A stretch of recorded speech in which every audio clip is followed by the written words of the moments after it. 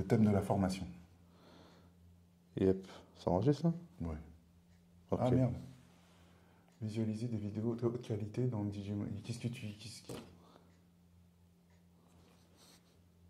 Il fait de la pub maintenant. Ça fait la mise à jour? Ouais. Je viens de faire la mise à jour. Ouais.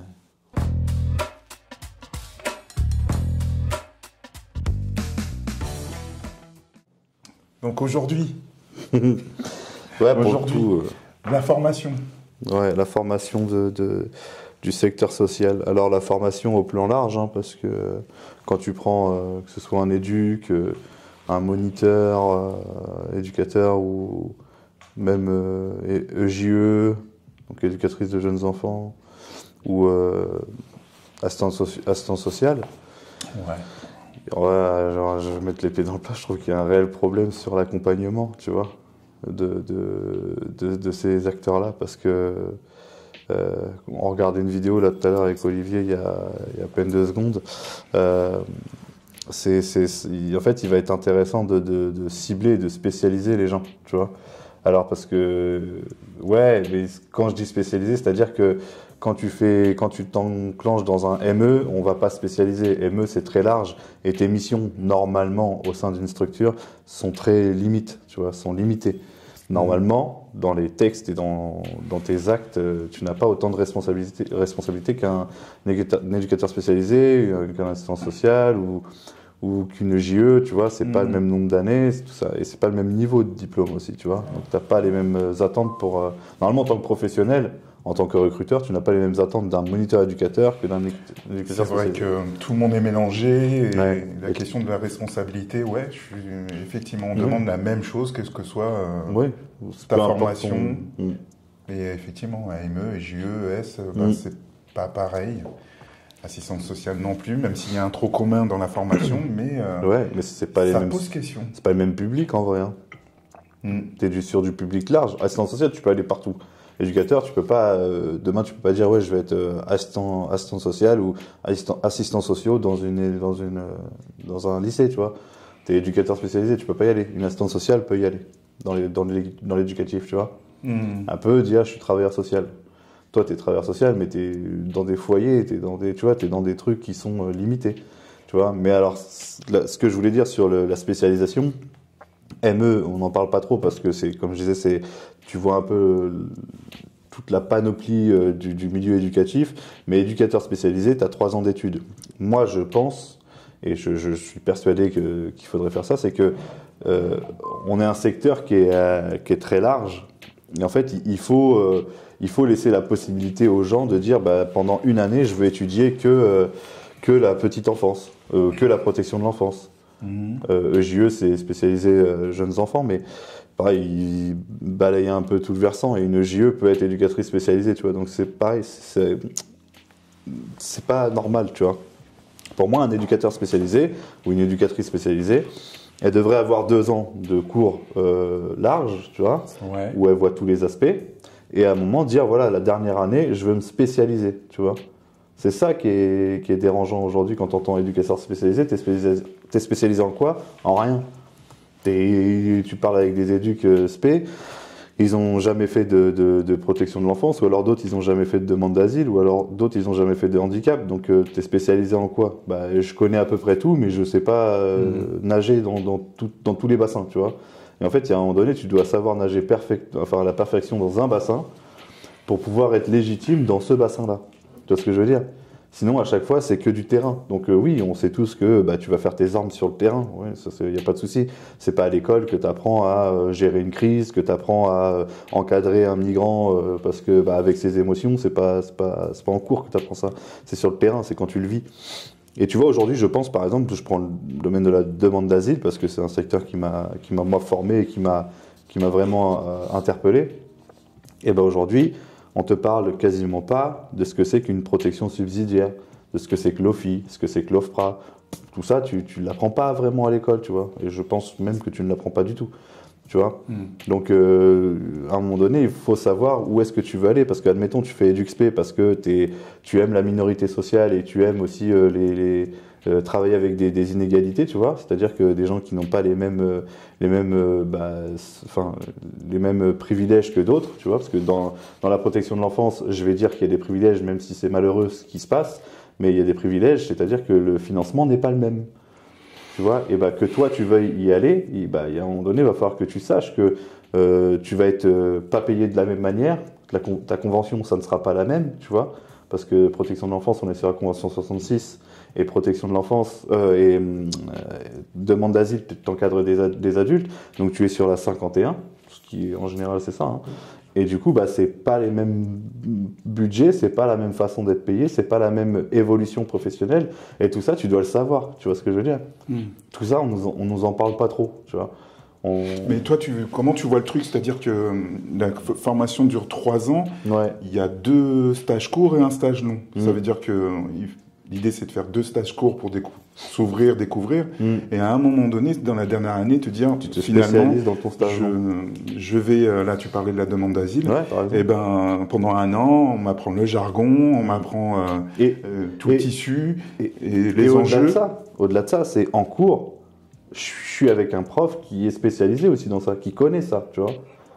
Parce que tu verrais quoi comme prof? Parce que moi, je te mets mon billet, que ça va être des profs de droit, tu vois.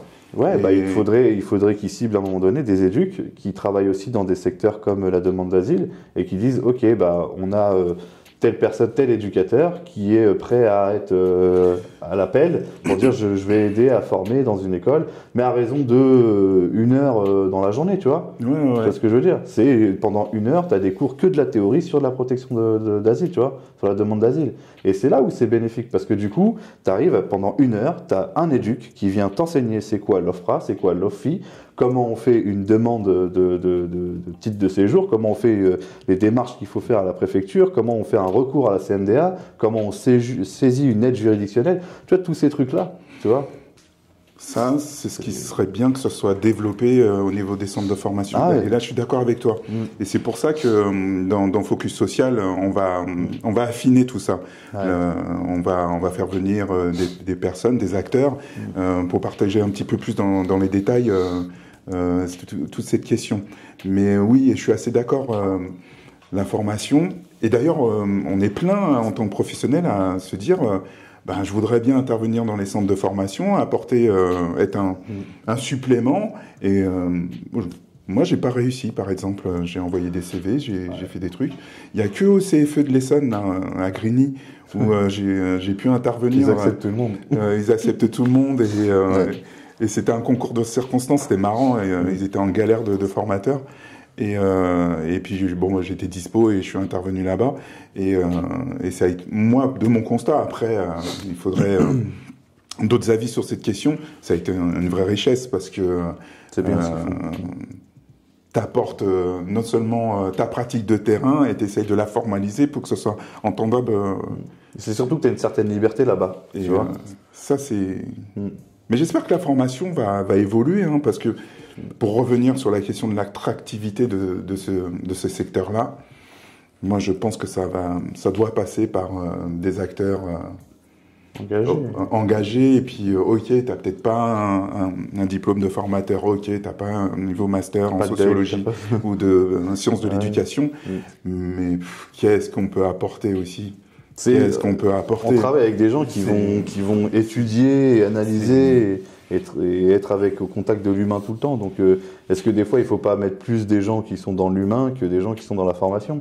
Parce que si tu prends la formation bête et disciplinée, elle n'est pas mauvaise en soi, parce qu'il y a des termes qu'il faut comprendre, il y a des façons d'agir qui sont bonnes. Quand on nous dit, voilà, la bonne distance et tout, oui, après, tout est relatif. C'est comment tu vis le truc sur le terrain. Donc, la bonne distance, c'est... à la sensibilité de chacun, tu vois.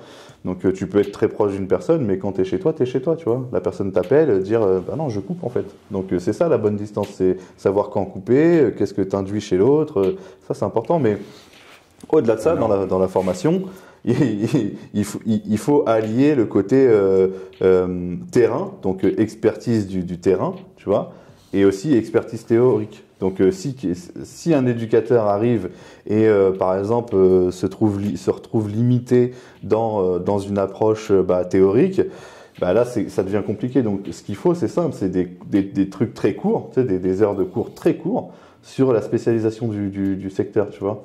Tu veux être on va reprendre encore la demande d'asile, tu veux être dans la demande d'asile, et bah, il faut que ce soit très court sur qu'est-ce que c'est que l'OFI. Pendant 1 heure, tu parles que de l'OFI. Comment se passe un entretien à l'OFI? Comment se passe le numéro de GUDA, le numéro des guichets uniques demandeurs d'asile? En fait, une fois que tu as toute cette surface-là, après tu peux y aller en disant c'est bon, j'ai un jargon, je sais par quoi il passe.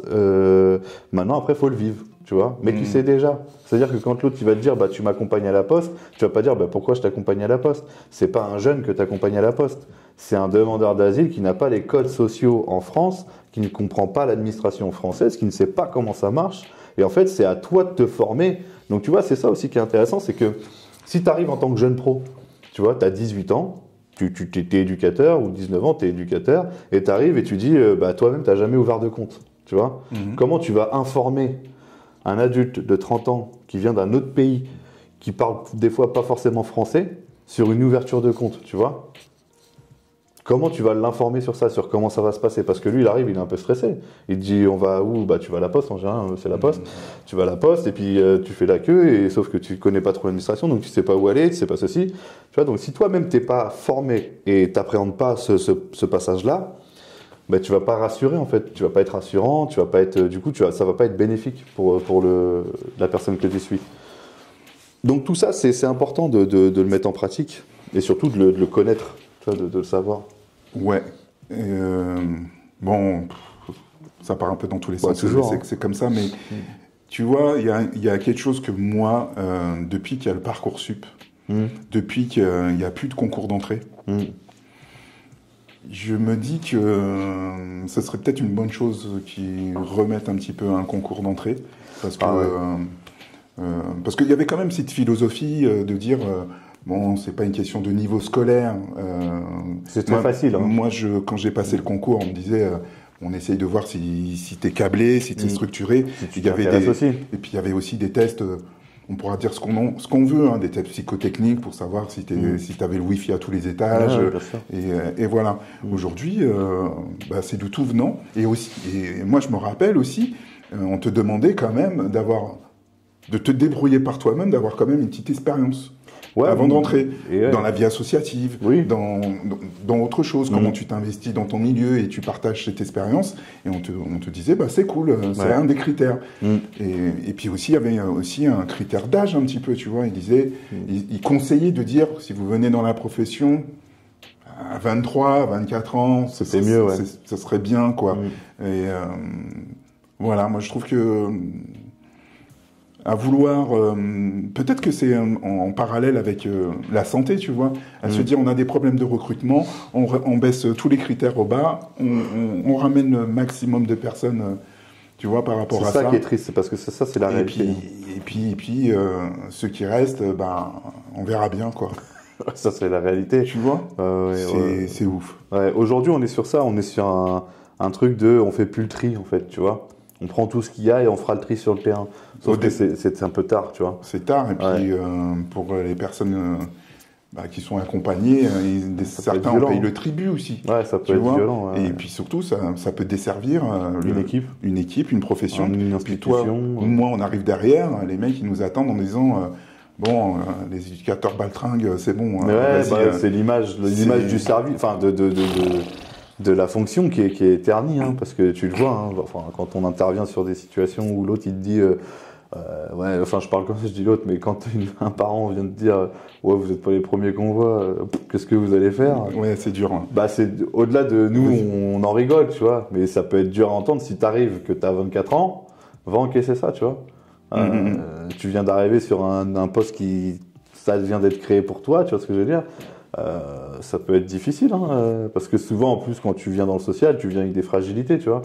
Beaucoup c'est ça, hein, beaucoup c'est j'ai eu un passé, ou alors j'ai dans ma famille ça. Du coup quand tu es confronté à ça, ça te ramène à attends, c'est une réalité que j'ai vécue.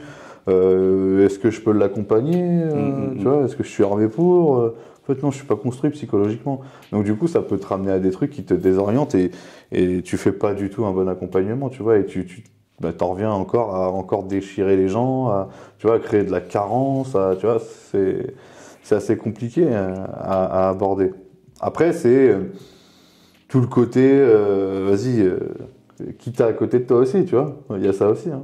Quand tu rentres quelque part, c'est que ce soit formation ou même en tant que pro, c'est qui t'a à côté de toi. Est-ce que tu as à côté de toi quelqu'un qui s'intéresse réellement à son métier, qui du coup va te donner du goût, tu vois. Et c'est en mode, ce travail, il a de la saveur, tu vois, il y a des épices, il y a ça là-bas, tiens, il y a un peu de poivre ici, tu vois ce que je veux dire. Et ben en fait, ça change toute la dimension du travail, comment elle est perçue. Même si ça dure que 1 ou 2 ans, tu vois, mais ça change la perception du travail. Parce que du coup, c'est plus un travail en soi, c'est de l'apprentissage, tu vois ce que je veux dire. Et là, c'est autre chose. Parce que tu fais travailler ta matière grise, tu es dans un truc où j'apprends plein de trucs aujourd'hui, c'était trop bien. Et puis, on te félicite parce que forcément, quand il y a quelqu'un à côté de toi qui cherche à te tirer vers le haut, bah, tu peux que aller vers le haut, tu vas pas aller vers le bas, tu vois. Si tu vas vers le bas, c'est vraiment que t'es pas là à ta place, tu vois. C'est que tu dois bouger tout de suite. Mais en général, ça te tire vers le haut et ça t'amène à avoir d'autres horizons. Et souvent, ça conforte dans le truc de, en fait, je suis bien là où je suis, tu vois. Donc je suis bien là où je suis, et puis on me laisse la possibilité de travailler, on me fait confiance, tu vois, c'est tout ça. Donc c'est en ça où la formation, tu vois, quand on disait reprendre les critères de sélection, c'est important, tu vois. Moi, on m'a fait étudier un texte, tu vois ce que je veux dire. Et on m'a demandé qui est l'auteur, qui est ceci, qui est cela, quelle date, tu vois. Et en fait, même ça, c'est important, tu vois, parce que aujourd'hui, quand tu lis je sais pas moi, un compte rendu ou peu importe comment on appelle ça, un rapport. Un rapport, ouais. Et t'as besoin de savoir qui est le juge, t'as besoin de savoir qui est ceci, qui est cela. Donc en fait, on t'amène à chercher ça, tu vois. Au lieu de dire tout de suite quand tu prends une situation, qui est un tel, qui est un tel, qui est un tel, va chercher en fait, tu vois. Et en fait, tu vas faire du bien à tes collègues, tu vois. Parce que tes collègues, ils vont te regarder, ils vont te dire, bon, ça va, il sait où il doit aller, il sait où chercher, tu vois. Quand tu pars de la situation, c'est pas c'est un tel le juge ou c'est un tel la référente. C'est tout de suite, tu es en accord avec ça. Tu dis ouais, j'ai vu que le juge un tel, il avait dit ça, ça, ça. En fait, tout le monde va te regarder en disant bon, toi, on va te prendre au sérieux, tu vois. Et même ça, c'est important, tu vois, d'étudier, de décortiquer des articles, même des livres, tu vois. Enfin, aujourd'hui, je suis pas un grand lecteur, hein, mais même pas du tout lecteur. C'était bien placé pour le savoir. Mais en tout cas, c'est important de se dire quand on me donne quelque chose, je vais aller chercher, tu vois.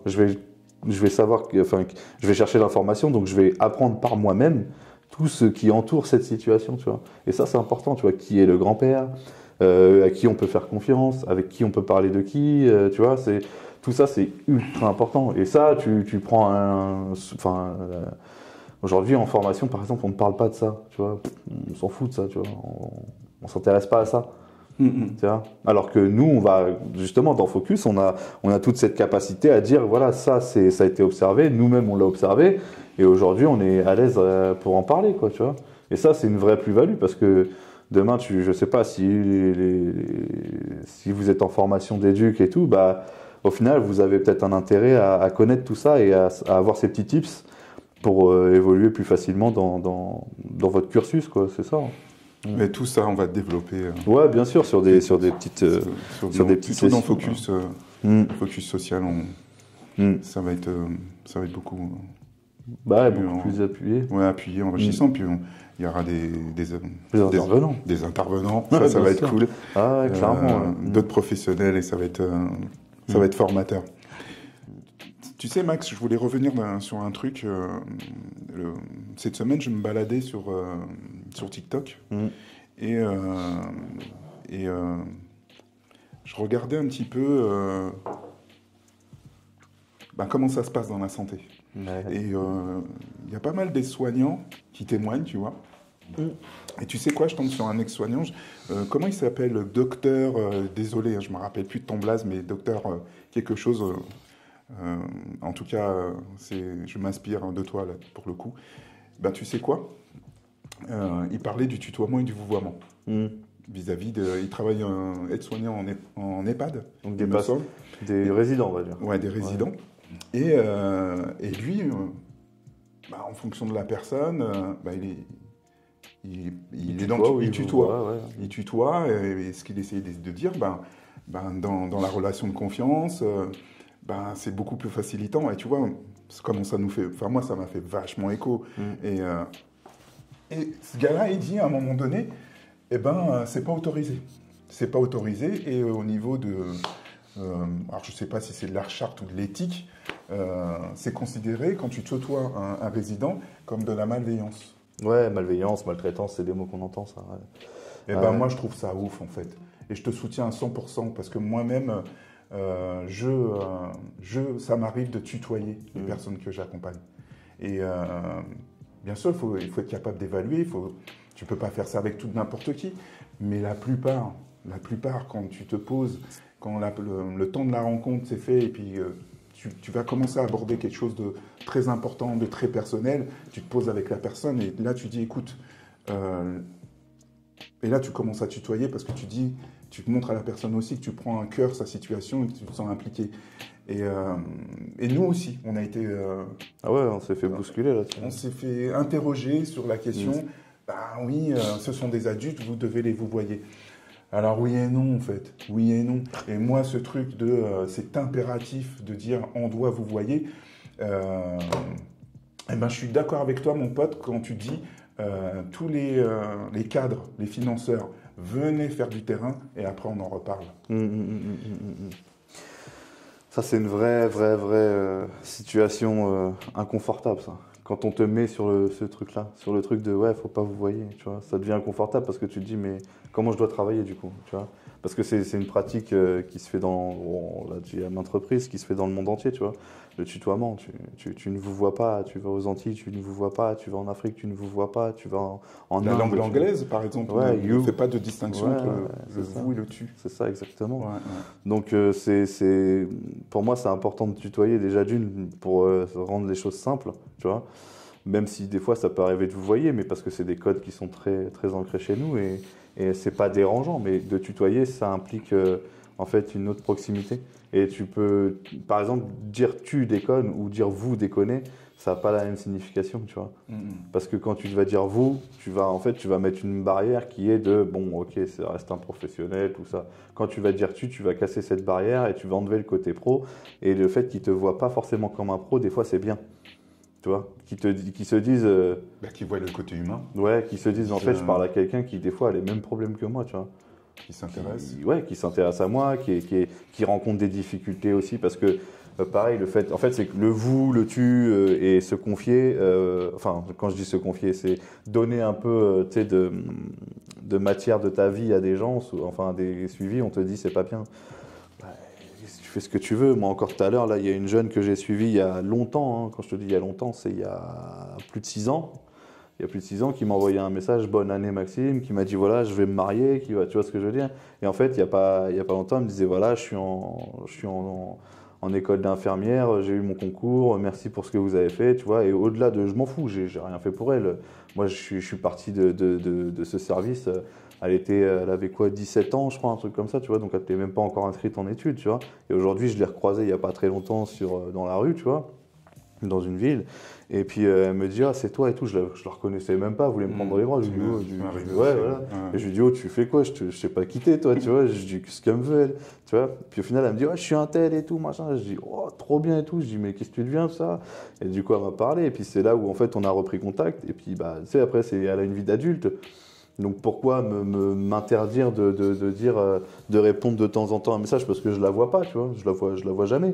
Mais par contre de temps en temps il y a un petit message, ouais Maxime, qu'est-ce que tu penses de ça? Est-ce que tu vois, et d'être référencé, ça n'en tient qu'à moi de répondre ou pas. Il y a des fois il y a des gens je leur réponds et d'autres je leur réponds pas, comme une dame que j'ai accompagnée dans la demande d'asile qui me dit voilà je veux faire venir ma fille en France sur les études, comment ça se passe? Et ben en fait elle tombe bien parce que elle a la chance que j'ai une femme qui est dans le social et du coup qui travaille aussi, elle est assistante sociale au Crous.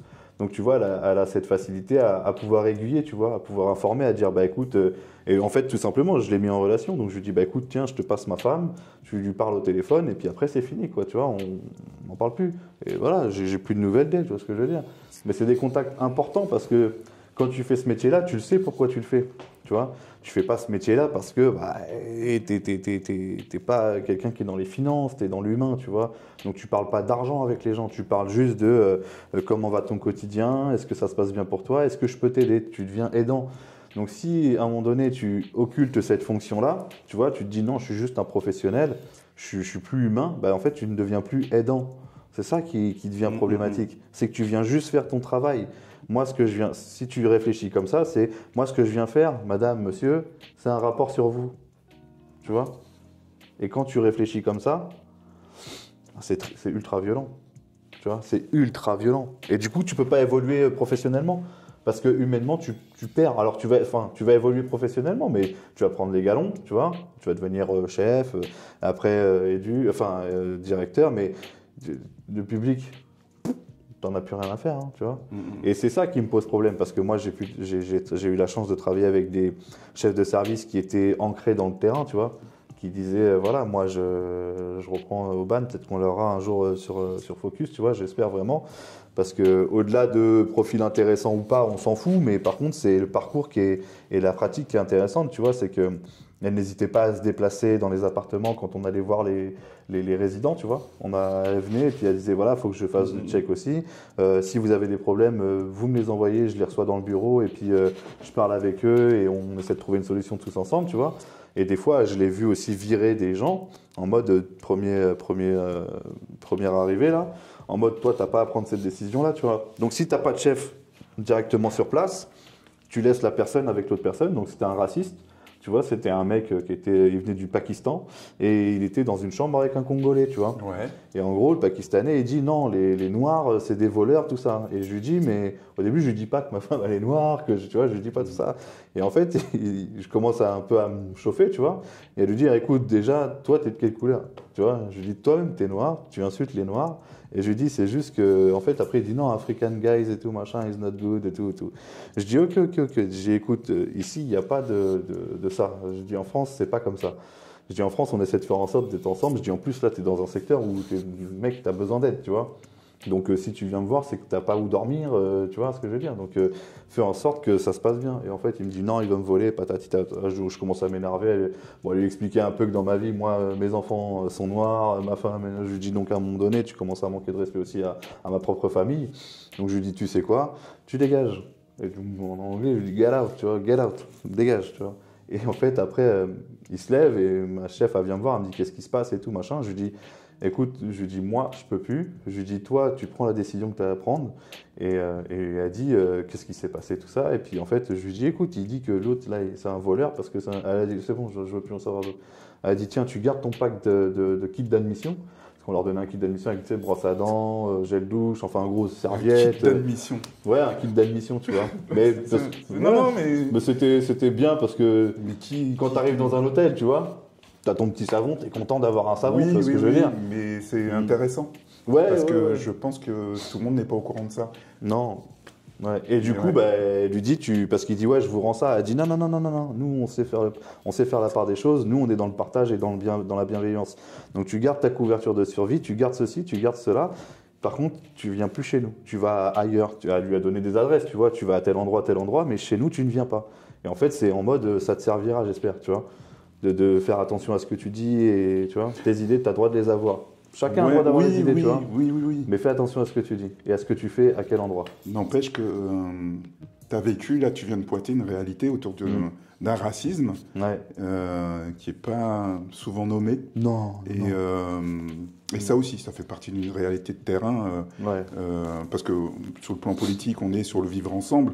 Alors là, sur cette chaîne-là, c'est vraiment en brosse. Après, sur Focus, qu'on sera... On spécialise les choses.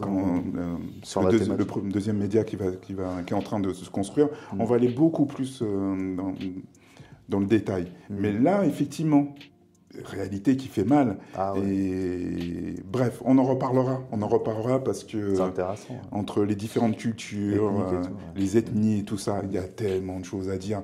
Et c'est tellement surprenant et tellement, des fois, ça fait mal au cœur, quoi, de voir où on en est aujourd'hui. De se dire que dans un même pays, tu peux être accepté en tant que réfugié et l'autre non, tu vois. Par exemple, une femme, si dans ton pays il y a de l'excision, en général, t'es accepté, tu vois, tout de suite. Si t'as un enfant, tout de suite, t'es accepté, tu vois. Si t'as une fille, tout de suite. Si t'as un garçon, t'en fous. Donc, tu peux retourner chez toi. En tout cas, ce que moi je retiens aussi, c'est que dans cette expérience-là, tu as pris position. Ah ouais, et ta position peut être largement discutable. Largement discutable, et c'est le but d'en échanger. On n'est pas là pour dire voilà la meilleure façon de faire, la meilleure posture. L'idée, c'est de se dire voilà comment on vit les choses sur le terrain, comment ça se passe aussi, et d'en parler, parce que dire les choses telles qu'elles sont, tout est beau, tout est neuf. Quand moi je me balade sur YouTube, je vois des éducateurs, hein, éducateur c'est super cool, ou avec une feuille de papier, la formation c'est cool. Mais à un moment donné, oui c'est cool, mais il y a aussi le côté obscur, la part d'ombre de tout métier. Et voilà, l'idée c'est aussi d'en parler. T'es confronté à beaucoup de choses. Et chose que moi aussi que je voulais dire, c'est que quand on se lance dans ce type d'activité de médias ou aller sur les réseaux par exemple, souvent on nous met en garde en disant ne parlez pas mal du métier. Moi je suis pas là pour parler mal du métier, je suis là pour parler d'une réalité de travail métier, tout court. Donc oui, il y a des choses cool, et donc oui, on va les développer, on va les mettre en avant, mais il y a d'autres choses moins cool où on est en situation, des fois on fait. On ne sait pas si c'est bien ou pas, mais dans cet exemple-là, Maxime a pris position, et ce qui était intéressant, tu as une chef de service qui est arrivée en disant je te soutiens dans ta démarche, et on reste en équipe. Après, en bac, ça peut être discuté, de dire je préfère pas que ça se passe comme ça. Mais n'empêche que ça aussi, on va en parler beaucoup plus souvent.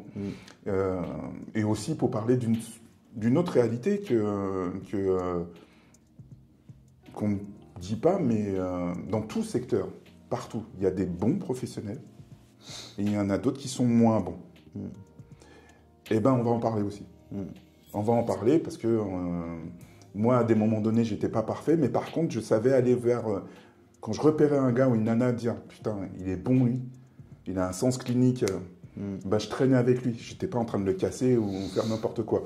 Mais sauf que ça, ce phénomène, il existe. Quand tu as des professionnels que tu vois, tu dis « Ah, il est bon » et on les fait chier comme pas possible. Pareil, thématique fire, on va en parler. On va en parler. Il y a du plus à mettre en place. Mais tout ça pour faire écho aussi au monde de la santé, des ambiances dans les équipes, la place des chefs, tout ça. Pareil, fire. On va en parler. Mais ça sera plus sur Focus Social, et quand ça sera prêt, on va vous inviter vraiment aussi à faire des liens entre ce qu'on se dit comme ça et puis qu'on va rencontrer des acteurs qui sont dans la place aussi. Ça va être intéressant. Ouais, de fou. Hâte d'échanger, hâte de bonifier un petit peu tout ce secteur-là, parce que comme tu dis, hein, on s'autorise à parler du mauvais, et souvent c'est le bon qui est mis en avant, et en fait c'est aussi pas faire que du mauvais ou que du bon, mais c'est juste dire aux gens qu'en fait ce métier il est plein de richesses, tu vois. Autant la richesse humaine, la richesse professionnelle, et parce que par les zones d'ombre, en fait tu en tires une richesse aussi, hein, faut pas se mentir. Donc c'est tout ça qu'il va falloir explorer et pouvoir amener sur la chaîne, et ça va être génial, et c'est pour ça que même les débats vont être waouh, ça va être constructif à fond, tu vois, de pouvoir on va essayer. De pouvoir échanger en live et tout avec des gens, ça serait magnifique, tu vois. Ça va être bien. Ouais, ça serait génial, ouais. Même qu'ils puissent intervenir physiquement, tu vois, dans Focus, tu vois. Dire, voilà, moi j'ai intérêt à parler, je veux dire des choses, venez, tu vois. C'est intéressant. Au contraire, vous devez parler, tu vois. C'est un secteur où les seules personnes qui parlent, c'est toujours les mêmes. C'est des psys, des sociologues. Tu vois, c'est toujours les mêmes, tu vois. Et quand un éduc parle, c'est pour il se fait défoncer, tu vois. Ou alors c'est génial, tout est beau, tu vois. Il n'y a pas d'entre-deux, il n'y a pas de gris, tu vois. Ça manque de nuances. Ça manque de nuances. Ouais, notre secteur manque de nuances. Ça manque de nuances. Ah ouais. Donc c'est important d'éveiller les consciences à ce milieu-là, et le milieu social est vaste, hein, parce que comme tu dis, là on parle de secteur, on est très ciblé, mais c'est la société en soi, hein, qu'on voit évoluer dans ce milieu-là. Donc c'est intéressant d'en parler et de s'enrichir de tout le monde, tu vois. De tout le monde. Ok. Yep. On se voit au prochain épisode. À bientôt. Ciao.